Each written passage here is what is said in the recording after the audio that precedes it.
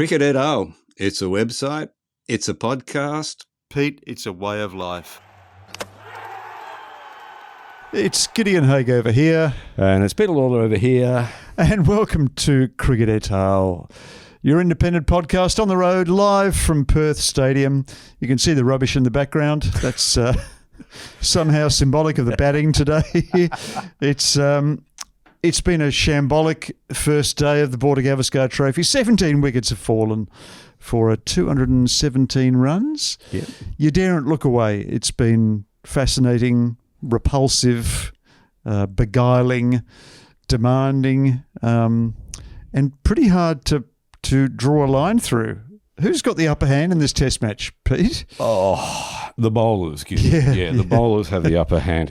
Hard to look away, but you almost had to avert your eyes at times. I mean, you just despaired for batters out there. And was it because the conditions were so bad or that they were just so poor? I didn't think so. Am I boring you that much already? Pitch was okay.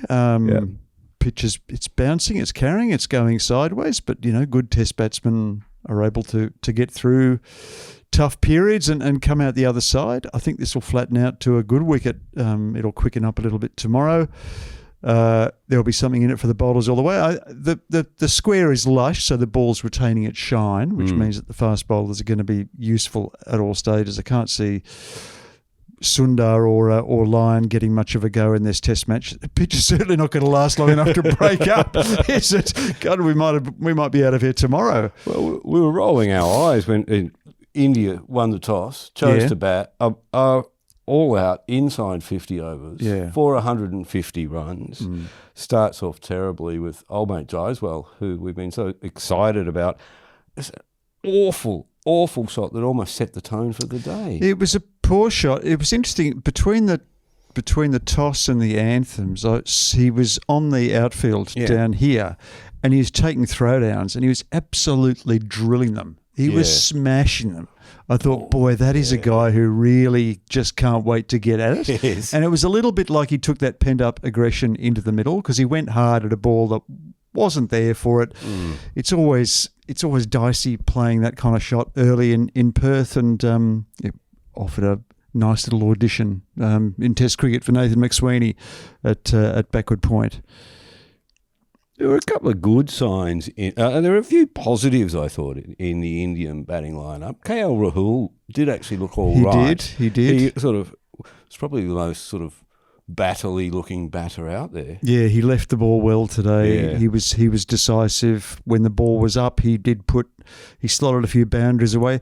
Outfield's slow here. Isn't it? Lush. Really it's slow. Lush. Yeah. And that probably took 20 runs off today. That's not enough to save the batsmen's blushes, but it didn't help their cause. Yeah. Of course, the wicket that everyone was obsessed with from the minute that we arrived at the ground and read our copy of the West Australian with his face on the back page was Virat Kohli. Which Virat would we see today?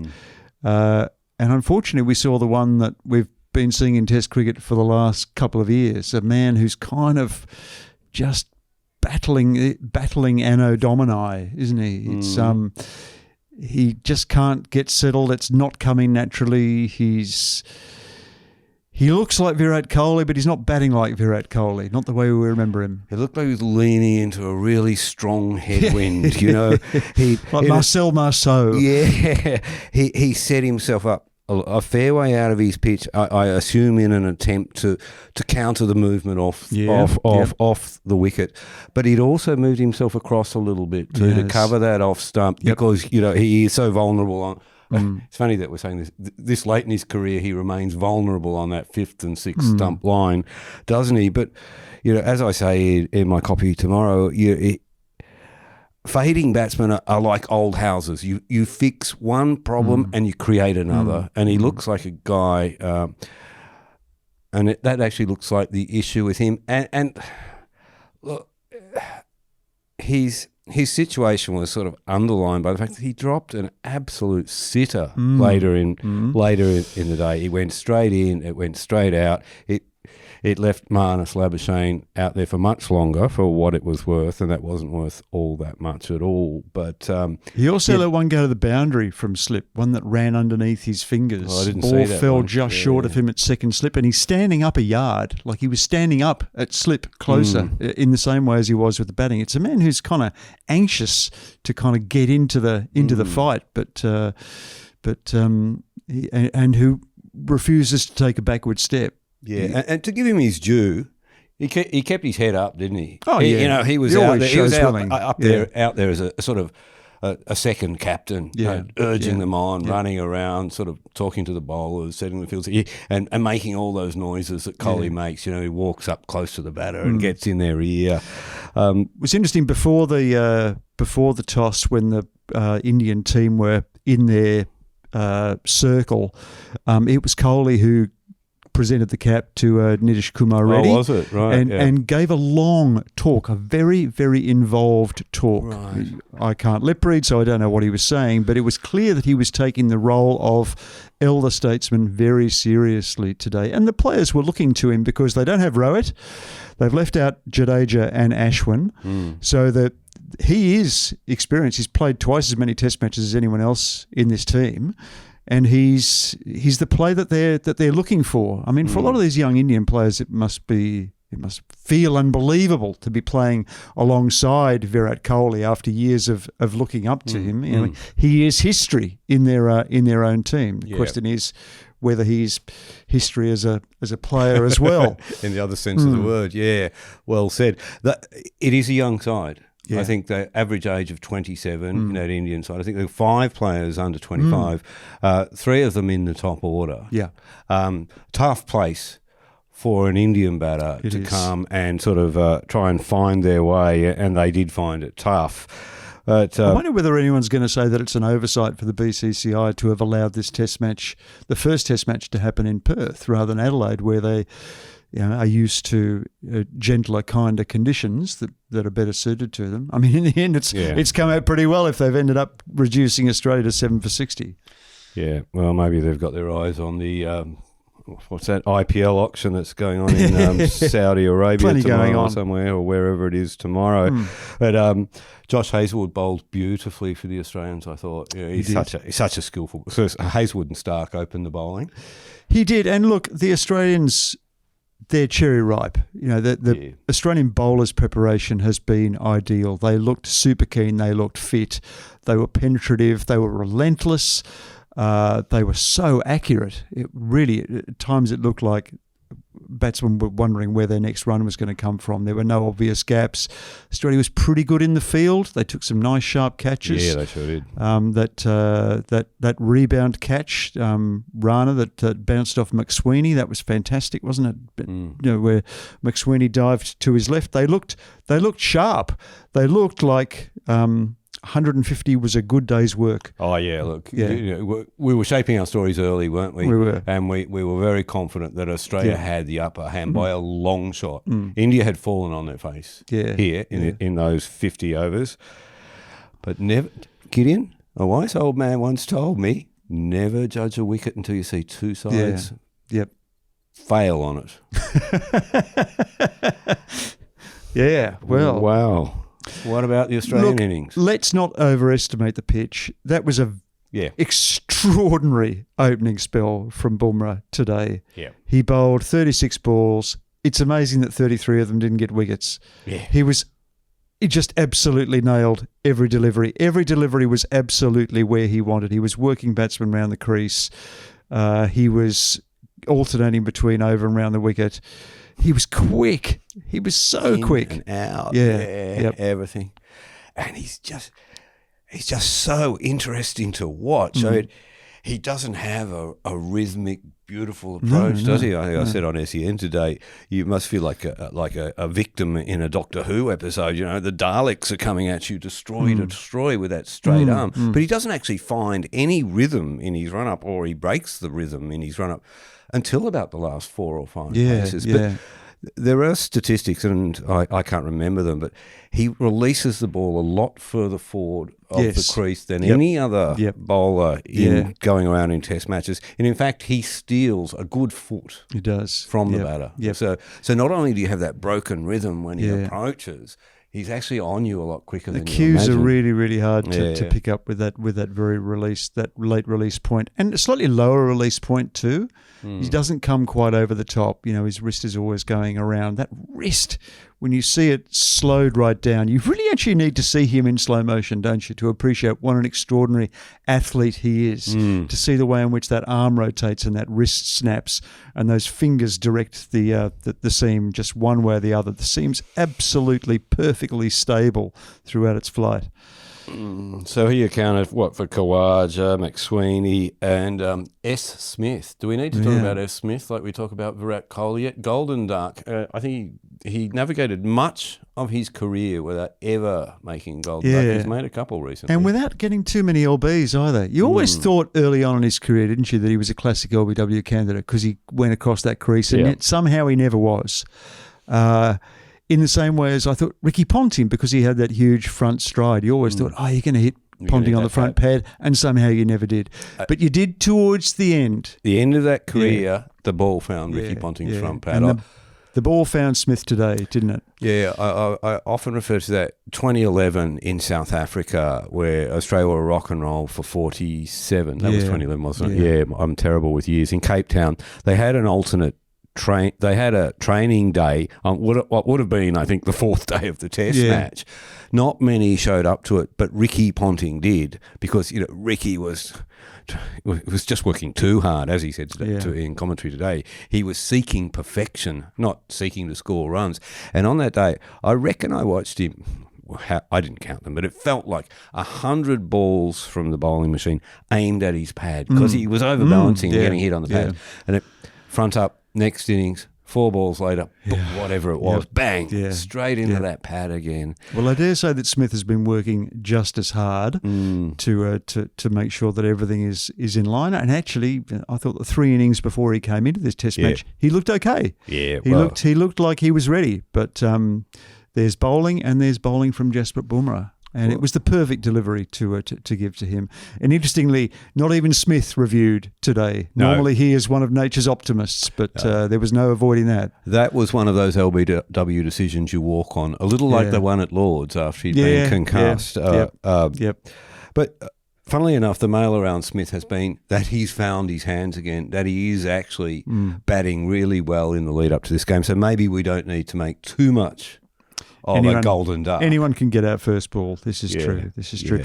We did, however, see quite a lot of Marnus Labuschagne today. Yeah, well, he made 2 more runs than Stephen, but he was out there for how many more deliveries? He was out there for 51 more deliveries. Yeah. And frankly, it would have been probably best for all concerned if Virat Kohli had caught him at slip. Then we could have. It would have been sort of self-exonerating. We wouldn't have been, prepared to judge him. But as it was, the longer he batted, the worse he looked. He was like Which a batsman. is saying something, because he didn't start it. No, he didn't start great. He was like stuck in treacle for the whole thing. He's late. He's out of position. His feet are moving frantically, but he's getting nowhere. He got off the absolute. He got off the mark with a hook today that he barely got anything on. He was lucky to get away with that. And then he reviews that LB, and that's absolutely plum too. That's a total Hail Mary. Yeah.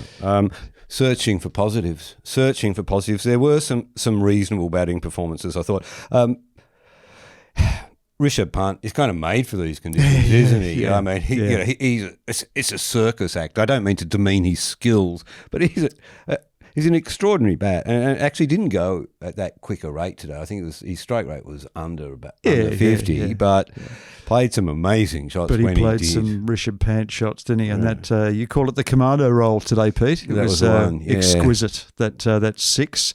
That was the Rowan Canai fall-over sweep, channeled by Rishabh Pant. That was fantastic to watch. You should play it in camouflage. I loved Cummins' reaction. Yeah. Cummins just went, turned around and walked back. He thought, I'm not going to make a scene. I'm not going to respond. I'm not going to be provoked.